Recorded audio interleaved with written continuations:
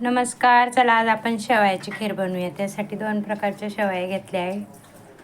एक पाइनॲपल, एक मँगो आहे. काजू बदाम घेतले, साखर घेतली, वेलची पूड घेतली, गावठी तूप घेतलं आहे, काजू बदामची पावडर बी घेतली, कढई ठेवून घेतली. चला आता आपण शेवया थोड्याशा तुपात भाजून घेऊ.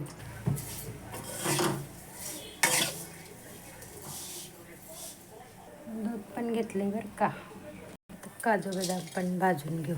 आता आपल्या शेवया भाजल्या आहे, दूध टाकून घेऊ.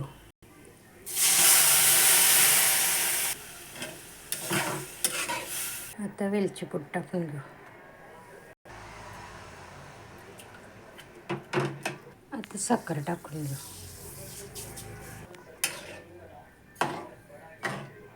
बघा रेडी आपली शेवयाची खीर.